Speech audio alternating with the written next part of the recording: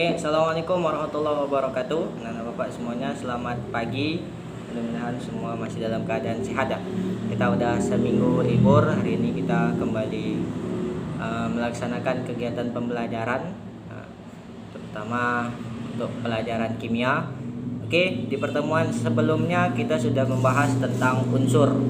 Nah, unsur itu apa, bagaimana penulisan unsur, kemudian sistem periodik unsur juga kita sudah membahasnya. Nah, hari ini kita akan membahas tentang senyawa.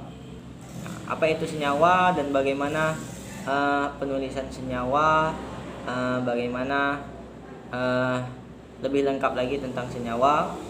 Maka untuk pertemuan kali ini silahkan saksikan video pembelajaran kita berikut ini.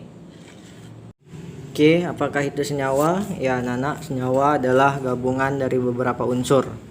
Nah, jadi senyawa ini adalah gabungan dari unsur-unsur yang ada. Nah, jika senyawa ini kita lihat dengan mikroskop, maka kita akan menemukan molekul. Nah, molekul ini bagian paling kecil yang menyusun senyawa tersebut. Jadi kalau kita melihatnya dengan mikroskop, tentunya dengan ukuran yang besar ya. Contohnya air itu senyawanya atau rumus senyawanya H2O. Nah, ada, kalau kita lihat dengan mikroskop maka kita akan melihat seperti ini ya. Yang besar itu adalah atom O dan dua atom hidrogen. Nah, ini atom O dan yang kecil itu adalah atom hidrogen. Kalau kita lihat mikroskop maka akan banyak kita lihat seperti ini. Kita akan melihat banyak susunan molekul H2O dan O. Nah, ini dia ya. Ada air H2O dan ada garam dapur, rumusnya NaCl. Kemudian ada gula pasir, C12, H22, O11. Nah, ini rumus kimia. Jadi ada 12 atom C, 22 atom H, dan 11 atom O. Nah, oke. Apa aja ciri-ciri senyawa? Yang pertama, disusun atas beberapa unsur. Di awal sudah kita bahas bahwasanya senyawa itu susunan dari beberapa unsur, satu atau dua unsur. Kemudian dibentuk dengan reaksi kimia. Nah, jadi untuk membentuk air atau H2O harus menggunakan reaksi kimia. Jadi tidak bisa sembarang membuat senyawa tanpa reaksi kimia. Kemudian perbandingan unsur-unsurnya selalu tetap. Misal air H2O, nah, ada 2 atom hidrogen dan 1 atom oksigen atau O. Nah, jadi kalau kita mau buat air ini misal jadi H3O5, nah ini tidak bisa seperti itu karena memang unsur-unsur penyusunnya atau perbandingan unsur-unsur penyusunnya selalu tetap. Nah, jadi H2O tidak bisa menjadi H3O5 seperti itu. Nah, jadi kalau kita berbicara tentang air H2O, maka tidak ada yang namanya H3O5 seperti itu. Air itu ya H2O seperti itu. 2 atom hidrogen dan 1 atom oksigen. Kemudian yang keempat, sifat-sifat unsur penyusunnya tidak nampak lagi. Senyawa NaCl. NaCl ini adalah senyawa garam dapur. Atom Na ini, natrium ini, kalau dia ditambahkan dengan air, nah maka yang terjadi adalah apa? Meledak. Seperti itu. Nanti coba cari di YouTube apa yang terjadi ketika Na didekatkan atau dicampur dengan air. Sedangkan klorin jika dicampur dengan klorin yang lain atau jadi Cl2, maka ini sifatnya menjadi beracun seperti itu. Nah, tapi ketika Na natrium kemudian dia bergabung dengan klorin, nah, maka ini menjadi apa? Garam dapur itu.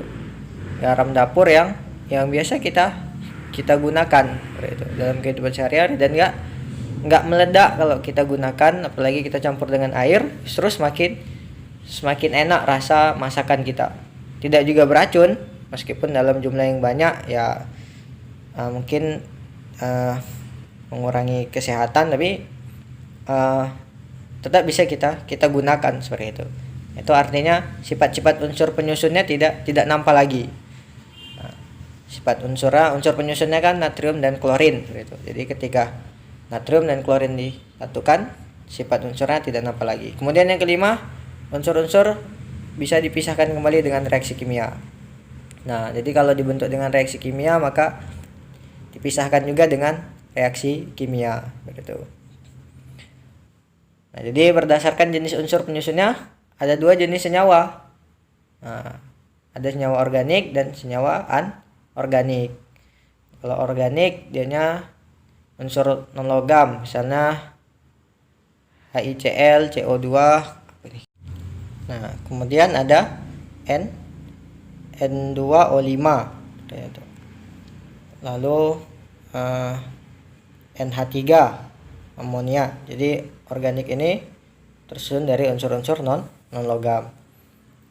Kemudian kalau dia senyawa anorganik disusun dari gabungan logam dan non logam. Misalnya NaCl, Na-nya itu logam seperti itu.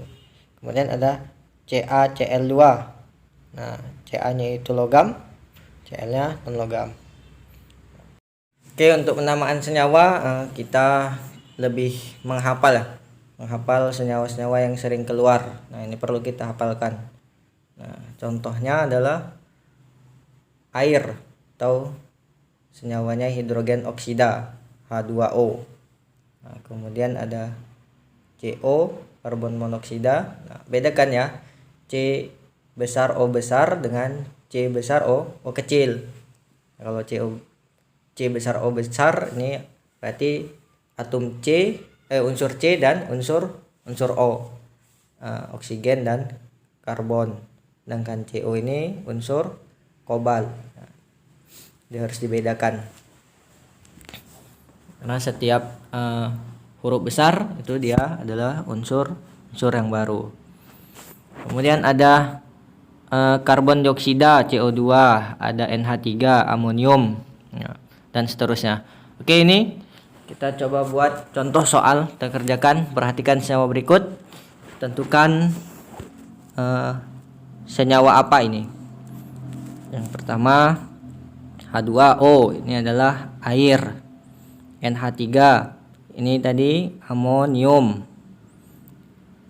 ya, amonium. Kemudian H2SO4 ini adalah asam sulfat. Nah, jadi anak bapak nanti kalian harus paham, harus tahu, terbiasa kalau dia SO4 itu dia sulfat. Misalnya NaSO4. Nah, berarti ini natrium sulfat. Jadi setiap SO4 adalah sulfat. NaCl ini garam dapur, natrium klorida. Ini garam dapur. Kemudian NaOH, natrium hidroksida.